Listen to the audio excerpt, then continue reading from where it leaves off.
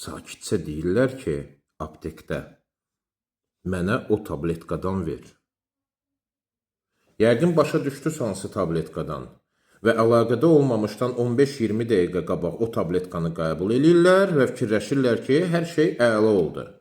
Amma təzyiq qalxır, ürək döyüntü artır, üz qızarır, gözlər qızarır və həmin o sakitcə istədiyiniz tabletka infarkt və yaxud da insulta gətirib çıxarda bilər. Bəs nə edək? Dostlar, mən həmişə dediyim kimi hər şeyin səbəbi var. Cinsi zəifliyin də səbəbi var. Bu şəkərli diabet ola bilər, həddindən artıq piylənmə ola bilər, ürək problemləri, hormonal problemlər və digər problemlər, stres misal üçün. Ona görə problemi kökündən müalicə eləmək lazımdır. O sakitcə, belənçinə, aptekçidən istədiyiniz o bir tabletka sizi öldürə bilər. Təbii ki, qərar sizindir. Mən yalnız məsləhət verirəm. Videonu da paylaşıb paylaşmamaq bu qərar da sizindir. Əsas odur, sona qədər izlədiniz. Tək sağlam olun, tək yaxşı olun. O bir dəfəlik tabletkalardan da uzaq olun. Çox sağ olun, minnətdaram.